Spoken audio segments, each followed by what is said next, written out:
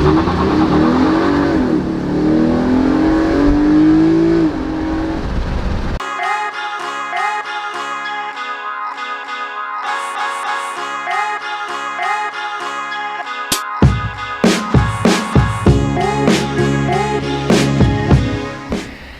what's up everybody? Chris here again with another video, and as promised today we're going to be installing a K&N intake on our 2020 Blazer RS. So without further ado, stay tuned and we'll go ahead and throw this on the car. Okay, hood is popped. Here's the last time you're going to see this old intake, and because right behind me is our new intake. So I went ahead and went with K&N. A couple people on forums have already done this. And do not fret, it did not get packaged this way. I already took out everything to make the video a little bit shorter. But yeah, so here's some of the components already. Here's for the mass airflow sensor. You got your filtered cone, associated hardware that you're going to be needing, heat shield for it, and then on top of that it came with a set of instructions with what tools you're going to need, and then it's also got a nice illustrated parts breakdown for you so you know what everything is, and then nice illustrations and step-by-step for this install itself. And on top of that, they went ahead and gave you your horsepower ratings off of a dyno tune, so you can expect 12.5 horsepower added and an additional 14.4 for your torque variations. So again, pretty easy install, so we're going to keep it simple, and yeah, we'll go ahead and get it started. And real quick, for your tools needed, you're going to need a flat blade screwdriver, flathead, 3mm Allen key, 4mm Allen key, and a T20 Torx bit. So I already pretty much have everything laid out, so we're going to go ahead and get started. Okay, first step is you're going to release this mass air sensor. So you're going to go ahead and flip this little red tab over. Once you do that, it's going to give you the ability to squeeze down on this little tab, and it should pop right off just like that. You're going to come right over here to this little band strap, and you're going to disengage that. And you're going to squeeze right there behind it and try to pop that off. So I was having issues getting that off towards the back, so I'm going to go ahead and remove these two clamps, 1 and 2, and we'll see if that gives me a little more better clearance to navigate my way through here. So these are just your little standard flathead.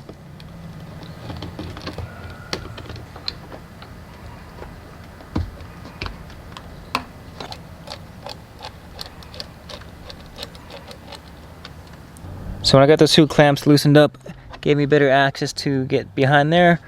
Got the band strap off. Now we can go ahead and pull that right on out.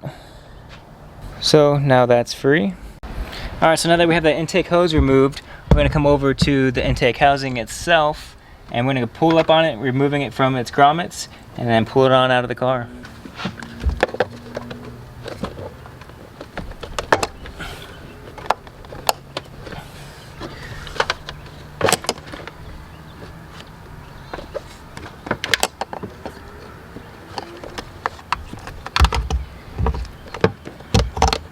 So while in the middle of removing this, I just realized on the instructions it doesn't tell you to do this, but on the mass air sensor, there's this little zip tie holding it to the box itself. So you want to go ahead and snip that, be careful with it. That way you can fully remove this from your engine bay compartment.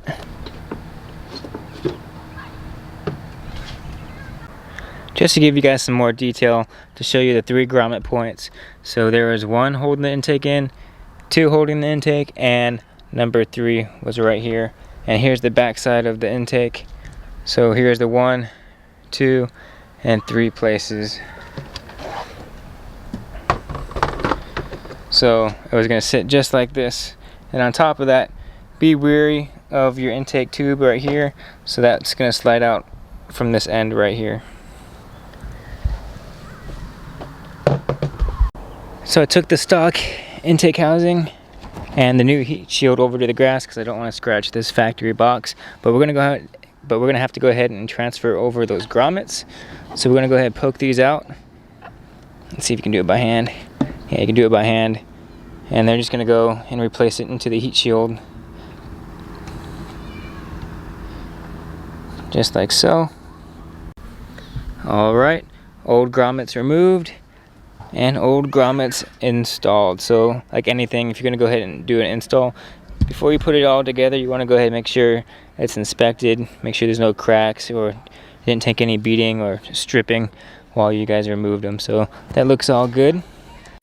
Alright, so once those grommets have been transferred over to the new heat shield, what you're going to do is you're going to take that edge trim and you're going to cut it into 3 different pieces. One's going to be 51 inches. It's going to be this outer edge trim all along here.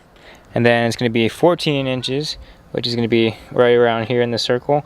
And then the last little 7-inch cut, it's going to go from here, kind of do a little groove, and then end right here.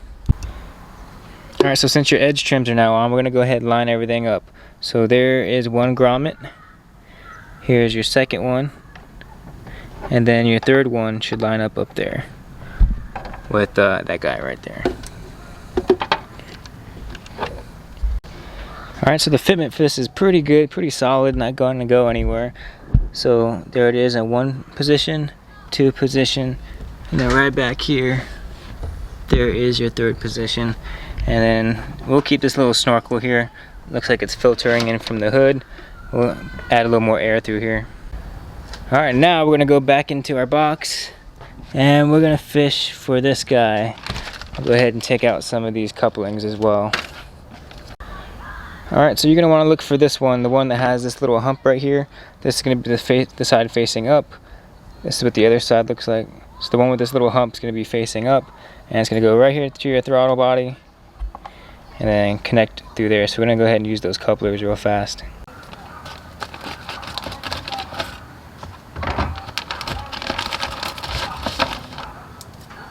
So as you guys can tell, I already pre-put these clamps on. They're not tightened down or anything. It's just going to make your life a little easier.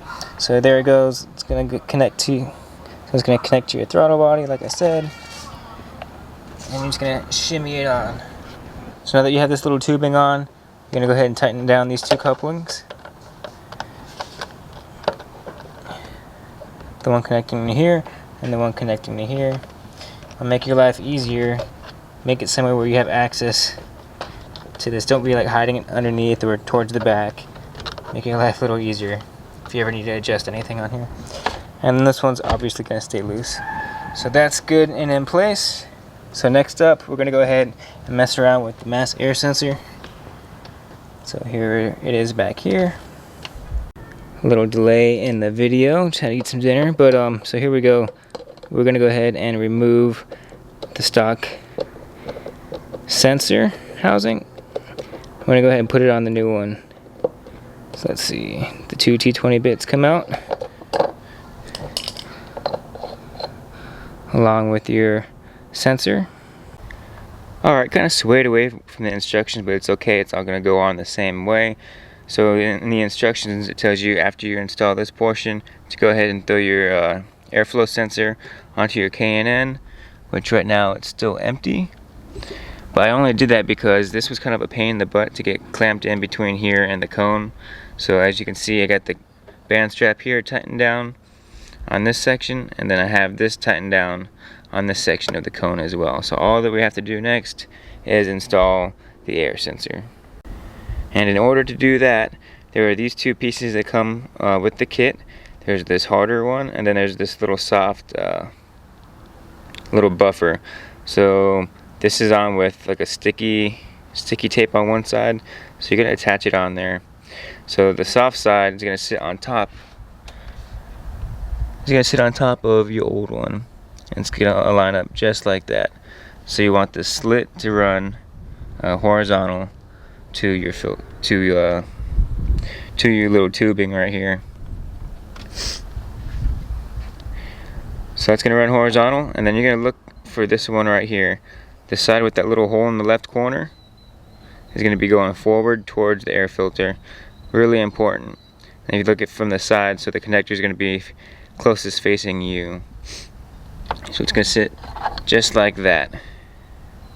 Pretty simple. Then once you have it sitting in there, there's 2 little bolts there you're going to install. That's going to connect your sensor to this bracket, and then the other 2 are going to connect it to the tubing. So let's go ahead and do that.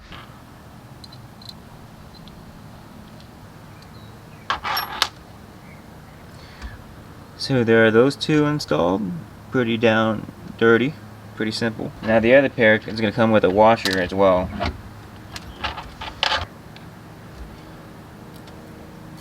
So these are going to sit through these holes over here on the corners, and they're going to sit and seat on top of that tube. So again, you want the side with this little hole facing towards your air filter cone, and then this is going to be closest facing you. It's going to slide in just like so. You're going to take your little Allen bolt with the washer, and they're going to get installed on each little corner.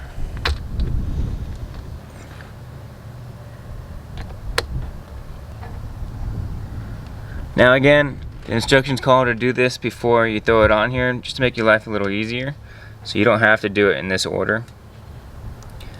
I only did it because it was hard to fit this up and I didn't want to sit here and mess around with the sensor too much. Now bolt number 2. Okay, just a quick overview on how that sensor is installed. So again, like I said, you have the harder piece, the soft one, and then here's your little tubing. Go over to the front side of it. Here's your connector closest to you.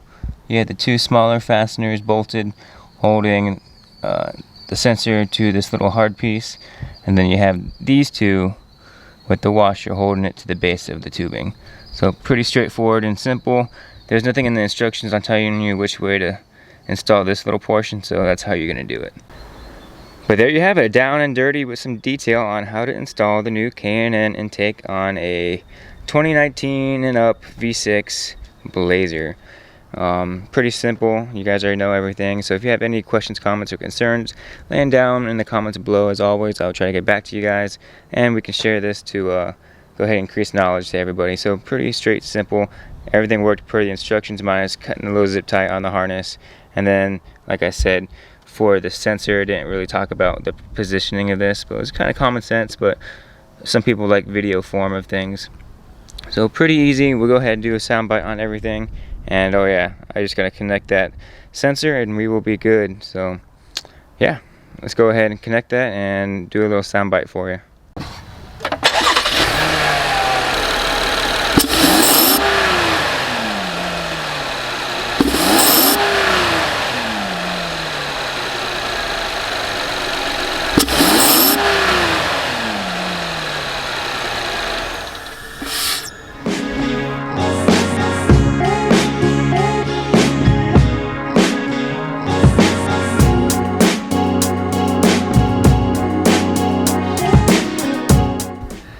Alright, so that is a wrap for today's video. Hopefully you guys enjoyed it. If you did, make sure you hit that like button.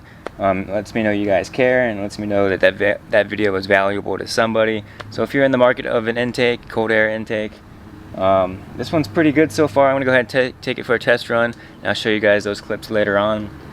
But yeah, so far so good. Everything fit up remarkably.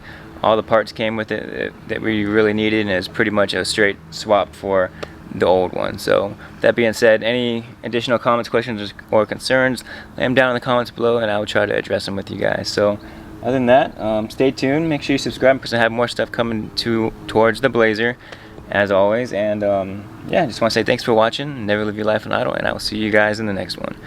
Peace.